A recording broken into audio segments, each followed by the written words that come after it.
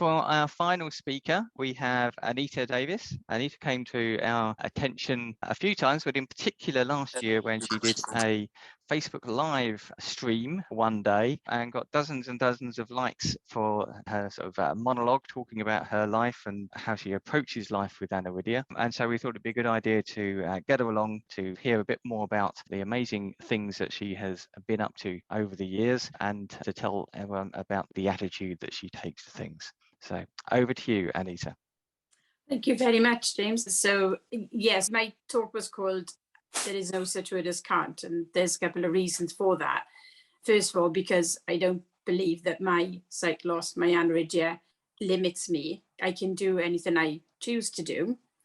And I do believe where there's a will, there's always a way. And there's always a way to find in order for you to be able to do something. And that might be having some help or support from somebody else. And it might be that it's something that you can actually do or achieve on your own. The second reason is because when I was at school, I went to a specialised school. It was a school for the blind in Bridgend, which is now closed down as a blind school. But the PE teacher used to say, there's no such word as can't. So every time you said, I can't do that, miss, she'd say, there's no such word as can't. And it kind of drummed it into you that you could do anything. And that was a bit conflicting because outside of school, for the sake of a description, I'm going to call the mainstream world of sighted people, where there would be this conflict where people would prevent you from doing something because they thought that you might hurt yourself, or that maybe in their view, it was something that they wouldn't do if they couldn't see very well. So therefore, it's certainly something you shouldn't be doing.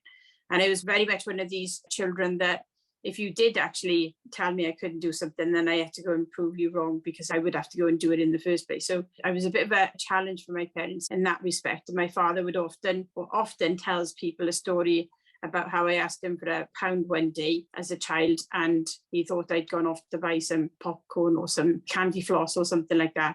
And next minute he sees me riding one of these little quad bikes around a quad bike course, and I missed the corner and I end up going to take the little quad bike through a fence. And that's the point in which he saw me. And so he'd say to people, oh, she'll do anything.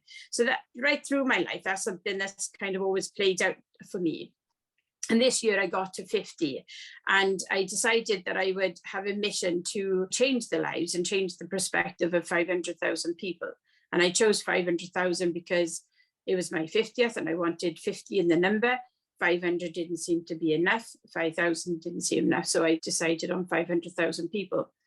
And I wanted to change that perspective because in living with aniridia, as all of you know, with having sight loss, with having aniridia, there are always challenges that we come across. And quite often that's because people are so unaware of what they're doing. And there was a gentleman earlier asking a question about how he could access a portal in relation to his son's school. And quite often people just don't even think about accessibility, and whether they be online courses, whether it be brambles grow over somebody's garden, whether it be about how they park their car, just some really day-to-day stuff that people do in life. They don't think about the consequences of that. And quite often when you have sight loss, you end up having to pay for the consequences of the fact that somebody hasn't thought through about what they've done. And so with everything that I've done in my life, there's always been a theme around wanting to create change, whether that be in myself or whether that be in the community around me, whether that be through my work or whether that be on a more global scale. And so this mission was about trying to either get other visually impaired people to join my mission and get them to help me take out that sort of message about creating that awareness, creating change, or whether that actually be speaking to companies, people who deliver training programs, companies who design websites, whether it be talking to local community groups in any shape or form where that awareness could just be raised and people could actually start thinking about it. Because I don't know about you, but in my lifetime, in the whole of my life, quite often I have been the first person that somebody has come across with sight loss that's taken part in whatever it is that activity is, what that organisation does.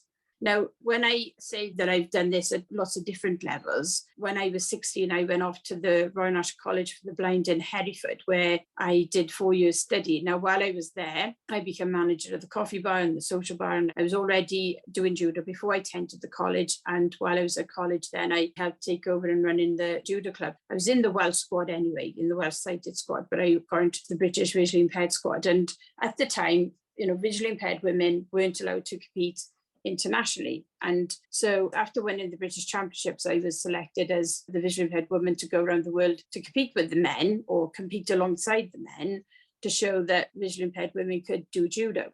I suppose for me, that was my first biggest adventure in actually creating change, because through that, then we were actually able to have international competitions. We were able to have the World Championships. We were able to have the European Championships. And at the time, I was the first woman under 52 kilos and under 56 kilos to actually win those competitions. And that very much took me into an arena where people wanted me to go out and do talks around judo, but also around kind of how I got to where I was.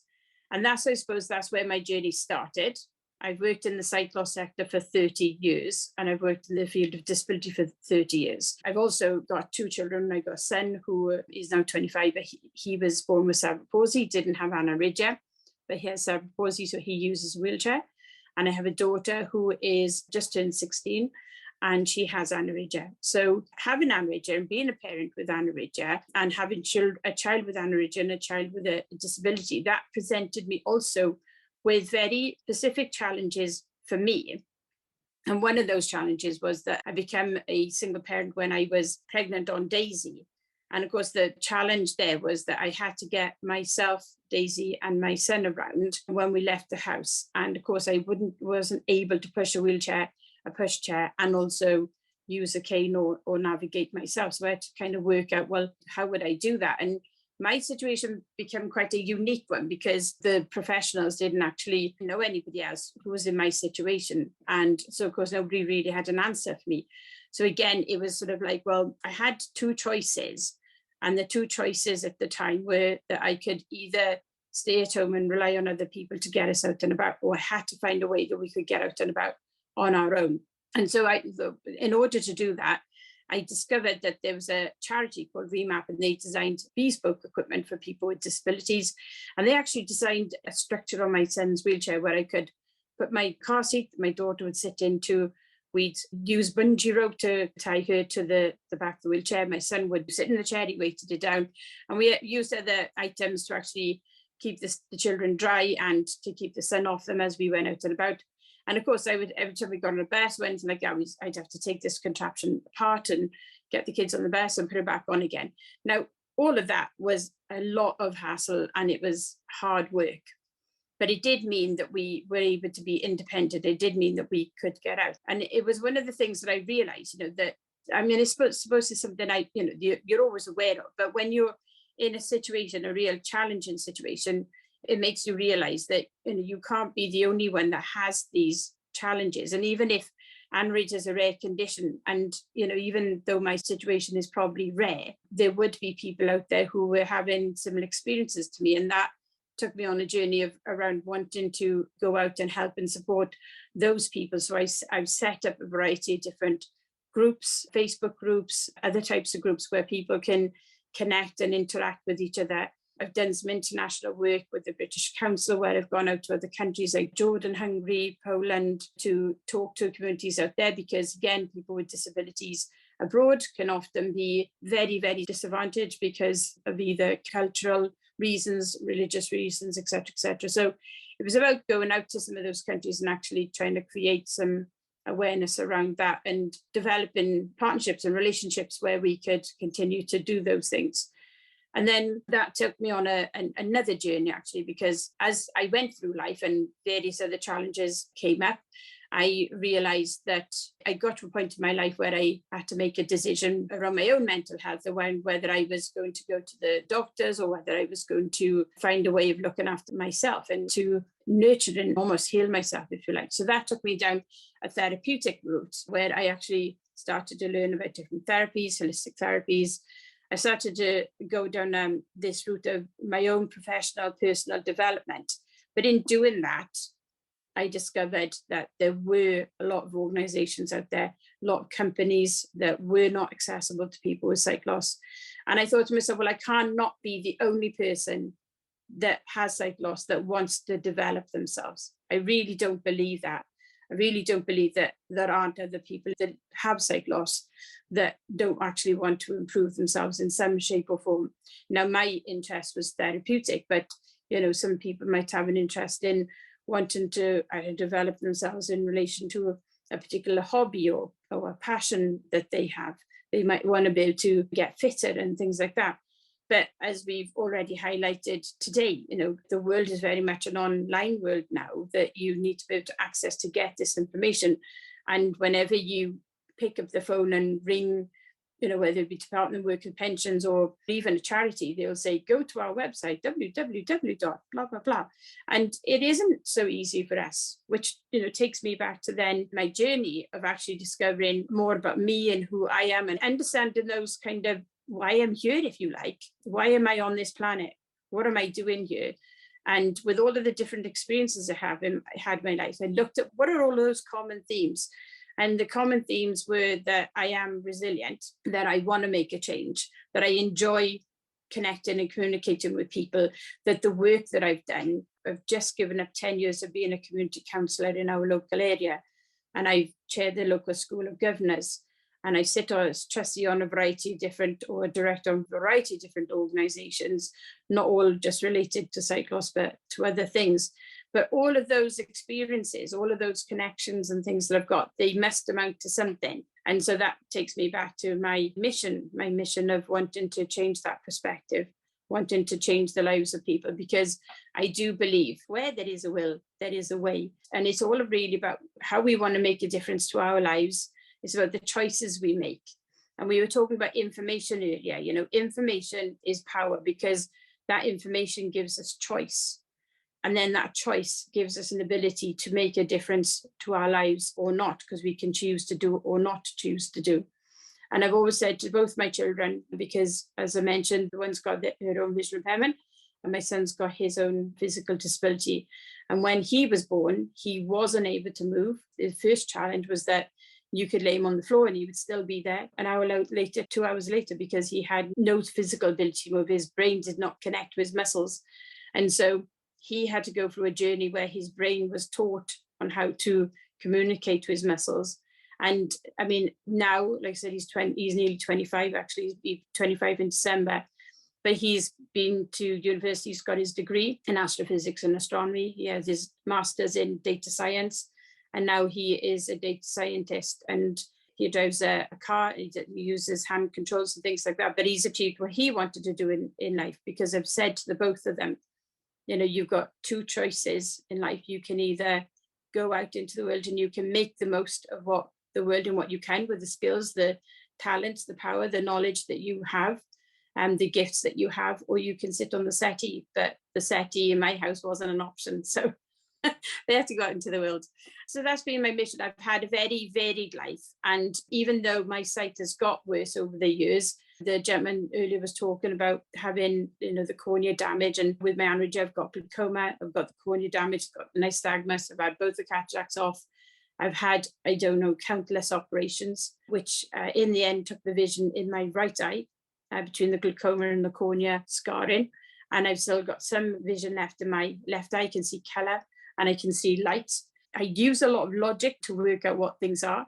And sometimes you get those things wrong. I get in the wrong car and all the usual things that we do. I go up to the wrong people. And in Wales, we like to give people cwtches, which is like a hug if nobody knows what a cwtch is. So I've gone up to a person thinking that they're the person I'm meeting and given a cwtch to find out it's not the person meeting. And we've all had those experiences, haven't we? We can all tell lots of funny stories about the things that have happened to us due to our sight loss. But that's the way I like to see it, is that, at the end of the day, it is all about trying to enjoy life. And even though something might happen to you, which is absolutely mortifying and embarrassing at the time, but it's about how we look at that situation, how we can move on from that situation, and how we don't let that situation prevent us from making the most of our life. So before I finish, one other thing I just kind of wanted to also plug is that things like sport has been a big passion of mine right through my life. And I've gone in and out of, even though judo is still my big passion, but I've gone in and out and I've tried lots of different sports. And locally in Wales, one of my big passions is actually to engage people in trying different, whether it be sports or recreational activities. And in Wales, we had the first sailing trip from Milford, even in Wales. And sometimes, things go on in other parts of the UK that don't necessarily happen in Wales, which is why on the question bit, I mentioned about the way that things happen in Wales. But we had the first sailing trip from Wales and it was amazing. We did a week sailing, visually impaired sailing, and it's going to take part again next year. But I do like to break ground. I like to do things for the very first time. And if there's a way in which I can help anybody in doing that, then I'm always open to having those discussions and those talks with people, because my life has been very varied. I have had lots and lots of different challenges. I think I can tick most boxes, in all honesty, around the dilemmas we have in life. But I'm always open to helping anybody in any shape or form. And if anybody does want to get in touch with me through the Anna Ridger Network, then I'm happy for them to pass on my details, because if I can just change one person's life in a day, then that makes that day really worthwhile. So thank you for listening to me. I am open to any questions if anybody wants to ask me any questions if there's time. And thank you for giving me the opportunity to talk today as well. Thank you, Anita. That really was inspirational. Does anybody have any questions? I can't see anything in the chat and I can't see any hands up. Hi, Anita. My name is Paul. I'd just like to say one thing. First of all, congratulations on your tenacity through life. And you wouldn't believe how much your life chimes with mine. So many challenges over the years, being told that you can't do things, and I'd say, hang on a minute, I'll tell you whether I can do them or not. That sort of attitude seems to share and chime with you. Lots of battles over the years, trying to work out things. And I try to also focus on things that I can do, and there's not many things I can't.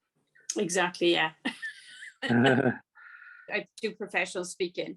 And quite often when I'm speaking and I say, well, there isn't actually anything I can't do. And I'll say that, but the fact that I drive cars, and I said, legally, I'm not allowed to drive them on the road, but it doesn't mean that I can't drive them. So I can drive a car, just can't do it legally. I had a question, Anita. You come across as quite a confident person who's able to advocate for themselves and explain to people what you can do and also to find solutions to problems. But from my experience of talking to other visually impaired people, often it's not so much their sight in itself that limits them, but perhaps their confidence to be able to advocate for themselves. So I don't know if you have any advice for people about how they could build that confidence. Yeah, because in my day job, I actually work for a sight loss charity. So I've been working in that sector for 30 years now. And so between the work that I do there with people with sight loss and the work that I've done through professional development, but when it comes to building on confidence, when I'm working with somebody, what I tend to do is I try and find that one thing that actually gets them out of bed in the morning, that little thing that I can get them to do that gives them the confidence, that gets them to believe in themselves. And this comes down to actually having a conversation with somebody about understanding about how much they know about themselves, because you'd be surprised how many people actually don't know who they are, especially if they might have been in an environment or environments where they've been told what to do and how to do and where to do, etc., etc. And so therefore they don't really know what their own skills are. So even by listening to them and having a conversation, what is the one thing you like to do? And that might actually just be being able to boil the kettle and make a cup of tea. It could be something like that. Or it could be about being able to go down the road and buy something from the local shop and ask somebody in the local shop for help. But it's actually about being able to know that they can be supported, that they're safe. They have to be able to feel safe when they're doing that. And they have to be able to feel that they have the tools, that if they're not feeling safe, that there is somebody there that can maybe support them. So quite often when I've done work around what do you want to do? And I've done this even with my daughter, because she has social anxiety. So when she goes out, she doesn't like to ask people for help. She actually hates it if I'm asking somebody for help. And so it's actually trying to do that in a way that they feel, but it's safe, so that it's done kind of organically, so that it's not like, right, we're now going to go to the shop and you're going to go in and you're going to ask them if they can help you find, I don't know, for bed or whatever it might be. But it doesn't matter what the scenario is. But if you can help the person do that kind of organically. And then it's a bit like the sandwich thing, you know, it's sort of like, well, once they've done something, you're actually going to sort of go, right, look, see, you did do that. You were able to do that. And it's actually about listening to like, what is the anxiety? What is it, the fear that is causing them to feel that they can't speak for themselves, that they can't go and buy that thing, or that they can't write that message, or they can't ask that question, or whatever it is it might be. But it's also about enabling them so that they know that they can do something. Because a lot of people I come across have not been enabled to do things. And that might not just be because of their sight loss. They may have lost their sight at some other point in their life, but they've just not been in situations where they feel enabled. So it's sort of like not doing it for them. It's actually encouraging them to do it. And even if it's just a small thing, but it's actually getting them to realize that small thing for them is a big thing. So yeah, I'm a quite confident person, but I mean, even to get to my level of confidence, I've had to overcome some of those challenges where I have felt fearful. And it has been about like, well, what is the fear? What am I afraid of? Am I afraid that the person's going to judge me or call me names? But quite often that'll be something that's about something inside of them. It's an internal thing rather than an external thing, if that makes sense. Might I add to Anita as well? What I find is that it's the supportive network and trying to understand what makes the person tick and what they enjoy. I mean, for example, a friend I've got, they were working with social services, the VI department. They wasn't really listening to them, trying to get them to work down screen readers and things. They just found it so stressful, didn't enjoy it, felt worthless, felt like they was being devalued. I tried to find out what she was interested in. She was interested in gardening, but didn't know how to adapt to it. I put her on to somebody, a friend that does the National Garden Scheme, who helped her, taught her about plants and to feel the leaves and things like that. Got her all involved with something she wanted and had energy for. And then she went on to do helping other people. And then she was giving advice to people on what she had learned. So then she felt valued in life and felt like she was contributing. Yeah. So it's all about supportive and trying to get in to figure out what people want to do rather than it being a chore. It is. I mean, that's why you're saying that, you know, like even if somebody's going to go to the shop and buy something, they got to feel safe, but they got to feel that they have got that support. And it might be that with a lot of people, like when I've had volunteers and they've got a visual impairment or even other complex needs, but when we're looking at a system that works for them that they can communicate with, the first couple of systems might not work. But even if that hasn't worked, we look at like what was really good is that this bit of it did work for you. So at least we know that we can do this little bit, but we can also just bring something else in because that's going to help you. And it's actually always about encouraging them, giving them positive messages. It's like the gentleman just said, you know, it's about getting them to see that they can do something. It's getting them to feel that they're stepping into their power around that. And that's why you have to find like what gets them out of bed in the morning, what makes them do what they want to do. And figure out how to do it differently because quite often we do things differently, not orthodox. Yeah, because everybody's different. We're all the same. It'd be a boring world, wouldn't it? Marvellous. Does that help you? I think everything you said has been incredibly helpful for lots of different people in many different ways. It's been amazing. Thank you once again to Anita for a brilliant talk, and to Samir and Emily and Hannah as well. I think it's been a really good event, and I'd like to thank you all for coming.